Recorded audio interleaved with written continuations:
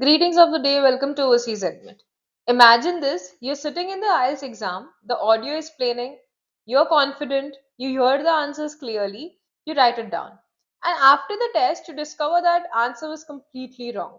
Not because you didn't hear it, not because your English was weak, but because IELTS tricked you. And trust me, IELTS does this all the time. In fact, thousands of students lose 5, 6, even 10 marks in listening because of a few common traps that examiners intentionally include. The good news, today I'm going to show you the most 8 dangerous IELTS listening traps and exactly how to avoid them. If you stay till the end, you'll get my exam day checklist that can instantly improve your listening score. And one of these traps alone could be the reason you are stuck at band 6 right now. So let's begin. Before we start, let me ask you a question. Have you ever finished an IELTS listening test and thought, I heard the answer correctly, so why did I lose my marks? If yes, today's video is for you. We are going to cover the change of mind trap, spelling mistakes, distractor words, singular and plural confusion, word limit rules, synonyms and paraphrasing, number and dates, and proper nouns. Now, don't skip ahead because IELTS doesn't tell you which trap will appear. You need to know all of them. Let's start with the trap that tricks almost every beginner. Trap number one, the change of mind trap. This is probably the most common IELTS listening trick. Listen carefully. So the speaker says, let's meet at 3 p.m. Most students immediately write the answer 3 p.m. But stop. Then the speaker continues, actually, can we make it 4 p.m.? Now, what's the correct answer? It's 4 p.m. But many students never update their answer and they lose the mark. This happens because students stop listening after hearing the first possible answer. And IELTS knows this. That's why examiners love using correction phrases like actually, sorry, I mean, wait a second, no, that's wrong. Whenever you hear these phrases, your brain should immediately become alert. Think of them as warning signs. The speaker is about to change something. And here's my golden rule. Never lock in your answer until the speaker finishes that complete idea. Always wait for the final version. And here's a more powerful exam tip. Use the preparation time before each section to read the questions. If you know what information you're looking for, you will be less likely to panic when corrections appear. And believe it or not, even when students get the correct answer, they still lose the marks because of the next trap. Trap number two, spelling mistakes. This trap is painful because students often know the answer, they hear it correctly, they understand it correctly, but they spell it incorrectly. And IELTS gives 0 marks. Let me repeat that, 0 marks. So for example, accommodation, necessary, government, environment, these words appear regularly in IELTS, but students often miss one letter. And one missing letter equals to one lost mark. So now imagine losing 4 or 5 marks often simply because of spellings. That's the difference between band 6.5 and band 7. So here's what I recommend. Spend just 10 minutes daily practicing IELTS spelling list. Not 1 hour, just 10 minutes. Also, break difficult words into parts. So, for example, accommodation. Say the word slowly in your mind while writing and always check for plurals. Students often write faculty instead of faculties, requirement instead of requirements. The tiny letter S can destroy your score. And speaking of that letter S,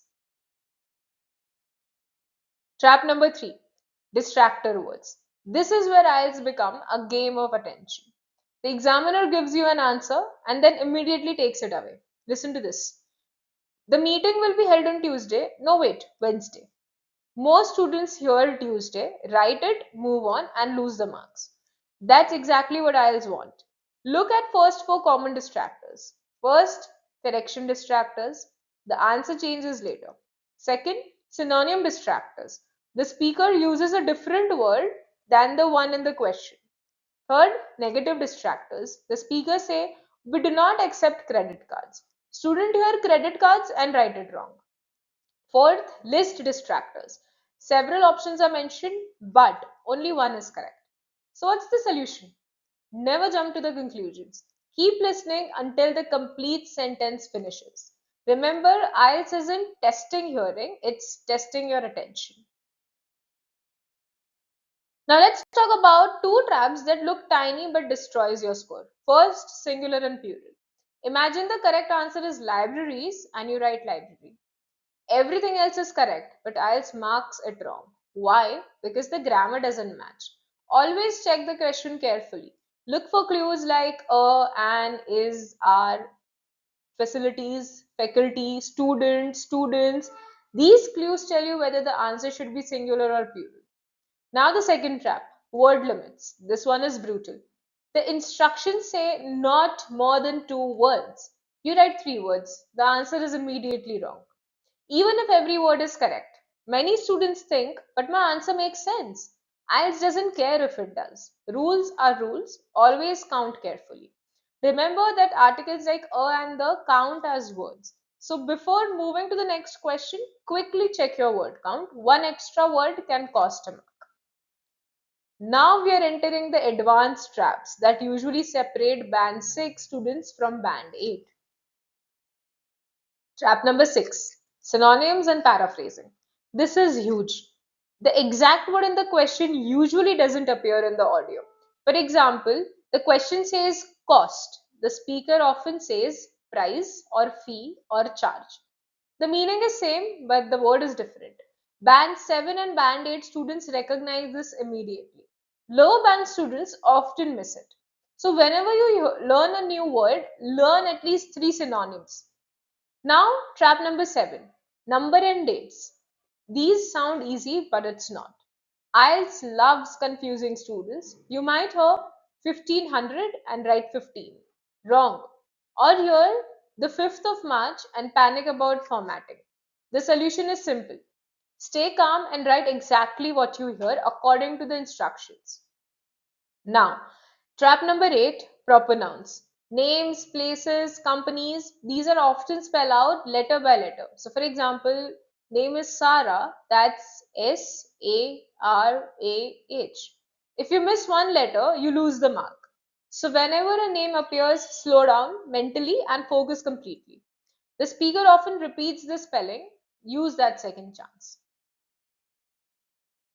Alright, we have covered all 8 traps. Now here's your final exam day checklist. Before your next listening test, remember these 8 rules. Listen for correction words, check spellings, wait for distractors, check singular and plural forms, follow word limits, recognize synonyms, write numbers carefully, and spell nouns correctly. If you follow these 8 rules consistently, you'll avoid the mistake that trap most IELTS candidates. And that's exactly how scores start moving from band 5 and 6 to band 7 and above. Now I want you to know something. Which of these traps causes the most problems? Was it spellings, distractors, or change of mind questions? Comment below and let me know. I'll personally read every comment. And if you're aiming for band 7 and higher, make sure you subscribe because every week I upload IELTS strategies that can save your months of preparation. Also, don't leave yet. The next video on your screen is an IELTS listening practice test where you can apply everything you have learned today. Go watch it right now and test yourself. I'll see you in the next video. Thank you.